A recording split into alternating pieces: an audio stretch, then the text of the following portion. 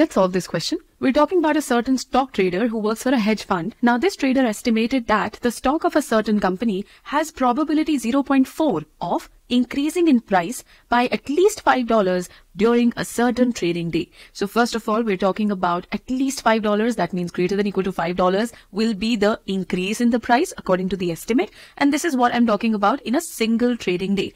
So if I try to visualize this, suppose at the beginning of this particular trading day, the price is $8.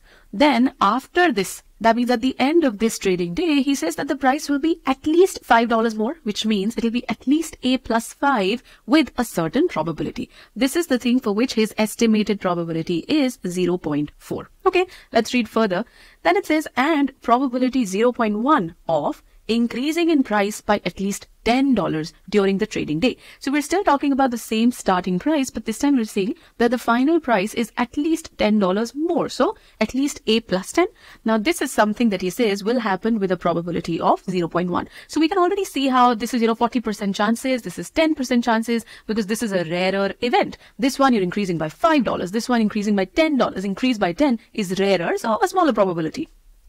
Then what does the question ask? It says, based on the trader's estimates, these estimates that we just saw, select for X and for Y the options that the following statement is the most accurate. So where is our following statement? It's here. We want to select what this X can be and this Y can be. We'll have to understand what these things are. But everything has to be based on these estimates of the trader that we just went through. So let's read further and see what the question is asking now.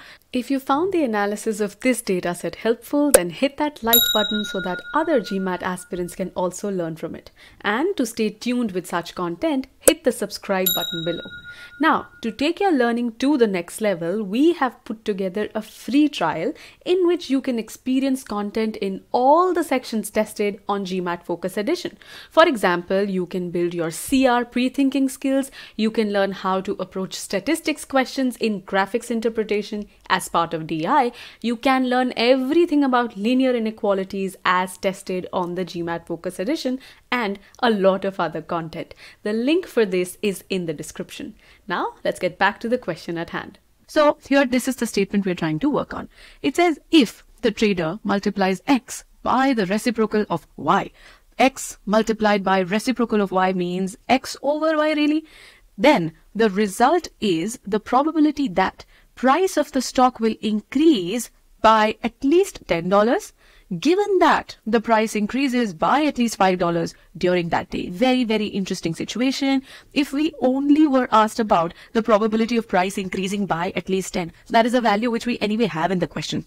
We know this was 0.1, but now we have this added thing that it's already given to you that the price increases by at least $5. If this is given, then what is the probability that it will increase by at least $10? And these here are the choices that you have to select from. Which one can be X, which one can be Y. So essentially, we will come here to the table once we understand what this probability is. So for a second, we'll take the table away and only focus on this probability.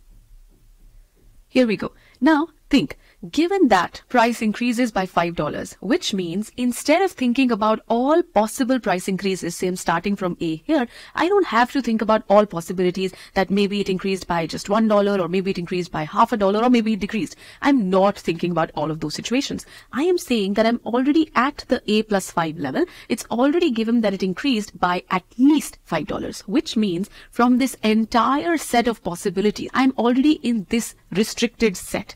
Now, given that I am here, what is the probability that I will be here?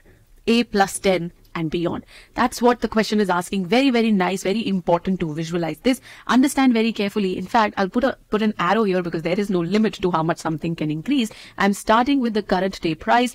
I'm looking at the entire direction in which it can go. It can also decrease, but I only am thinking about this part, which is beyond $5, 5 or more. And from this part, I have to see the chances of the black part happening. Essentially, I don't care about anything that happens on the left side of A plus 5, where I know that the probability of being greater than equal to 5, the increase is 0.4. From that, now I have to see what portion this 0.1 holds. Essentially, it's like a fraction that you're seeing. 0.1 is your favorable area and 0.4 is the total area, which is exactly how you find probability.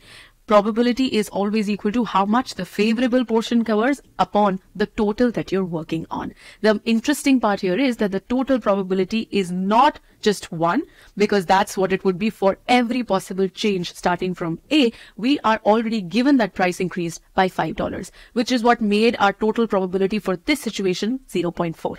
And so my probability, as I see, is the result of dividing 0.1 by 0.4. At this point, let me ask you this. Could you have arrived at the approach of solving this question with this level of clarity had you not spent the effort in thoroughly understanding the information presented? Such is the power of the process of owning the dataset. And because this skill may not come naturally to many of you, we have created a course architecture that ensures that we teach you this skill through every guided quiz in the eGMAT DI course, and we reinforce the same in every practice quiz. In fact, in the TPA Quant modules in the two-part analysis course, we teach you how to get comfortable with this question type. You will gain the confidence to handle any question of this type in the most efficient manner. We serve more than 58 specially curated questions at the right progression so that you can learn various aspects of this question type, including the process skills of inference, translate, and visualize. Thus, throughout the DI course, through around 500 questions, you will learn such process skills so that you can also comfortably use the owning the dataset approach. Let's now get back to the solution at hand.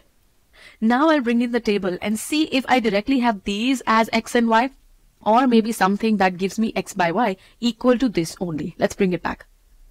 And here we are. So as I said, if we directly find 0.1 and 0.4 as x and y, we will be done, and we really do find it. So when I divide x by y, or I should say when I multiply this x with the reciprocal of this y, I really do get this probability. And we are done. Let's summarize everything now. So first, we began by understanding what the situation was, what are the estimates that this stock trader has. There were two estimates that he had. One was his estimates of the chances of having at least $5 of an increase. Other was for $10 at least of an increase. Once we just understood the situation, we had to come here into the question stem, and understanding the question stem here was more interesting because of the structure that it had. First of all, we were talking about x and y, and we were like, okay, if I'm dividing x by y, then the result is this certain probability. Now, thinking about this probability could at first scare a lot of people. It is conditional probability, so you might be worried, what formula should I use? How do I do that? Given this, given that. It's actually really, really simple once you visualize. You understand that you've got nothing to do with this section here where the increase is less than $5 or where there's a decrease. Basically, everything from here on is what you did not care about. Your section was only this one here because it's already given the price was increased by at least $5, and that became your total region from which you had to find the probability of falling in this black region, simply 0.1 over 0.4, which clearly gave us our choices here. And that's it.